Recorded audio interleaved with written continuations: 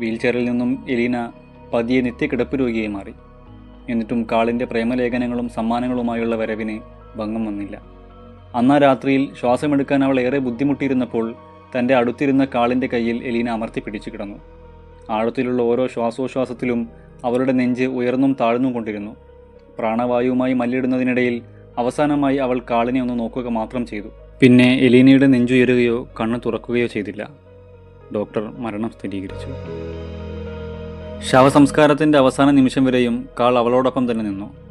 എല്ലാവരും എലീനയുടെ വിയോഗത്തിൽ ദുഃഖിതരാകുമ്പോൾ അയാൾ മാത്രം കരഞ്ഞില്ല. കബറടക്കത്തിന് മുൻപ് അവസാനമായി അവളുടെ നെറ്റിത്തടത്തിൽ ആഴത്തിലൊരു ഉമ്മ നൽകിയ ശേഷം അയാൾ പറഞ്ഞു, ഒന്നും അവസാനിക്കുന്നില്ല, ഞാൻ നിന്നോടൊപ്പം തന്നെ ഉണ്ടായിരിക്കും. സംസ്കാര ചടങ്ങുകളുടെ മുഴുവൻ ചിലവുകളും ഏറ്റെടുത്ത കാൾ അവൾക്കു വേണ്ടി കബറിന് മുകളിൽ പ്രൗഢഗംഭീരമായ ഒരു കല്ലറ പണി കഴിപ്പിച്ചു. എന്നാൽ ഇതുകൊണ്ടൊന്നും അവസാനിക്കുന്നതായിരുന്നില്ല അയാളുടെ പ്രണയം. പിന്നീട് പല രാത്രികളിലും പ്രദേശവാസികൾ അയാളെ ശ്മശാനത്തിൽ വെച്ച് കാണുന്നത് പതിവായിരുന്നു. അയാൾ രാത്രിയിൽ എലീനയുടെ ശവകുടീരത്തിൽ ചാരിയിരുന്ന് അവളോട് കഥകൾ പറയുമായിരുന്നു. സംഗീതോപകരണങ്ങളിൽ താളം പിടിച്ച് പാട്ടുകൾ പാടുമായിരുന്നു. ചിലപ്പോൾ പുലരുന്നതുവരെ അയാൾ ആ കല്ലറയിൽ സംസാരിച്ചിരിക്കുന്നത് പതിവായിരുന്നു. ഇതിനെക്കുറിച്ച് പിന്നീട് കാൾ വിശദീകരിക്കുന്നത്, എലീനയുടെ ആത്മാവ് എൻ്റെ സംഗീതം ആസ്വദിക്കുകയും അവൾ എന്നോട് സംസാരിക്കുകയും ചെയ്തിരുന്നു എന്നായിരുന്നു.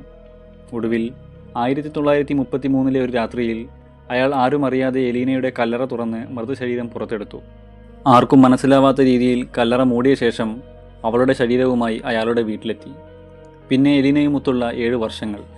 വയർ പൊട്ടാതിരിക്കാൻ ആന്തരികാവയവങ്ങൾ പുറത്തെടുത്തു മാറ്റിയ ശേഷം മെഴുകും തുണിയും ഉപയോഗിച്ച് തുന്നിക്കെട്ടി. അഴുകിയ ശരീരത്തിൽ നിന്നും കൊഴിഞ്ഞു വീഴുന്ന മുടി കൊണ്ട് വിഗുണ്ടാക്കി വീണ്ടും അവളെ ധരിപ്പിച്ചു.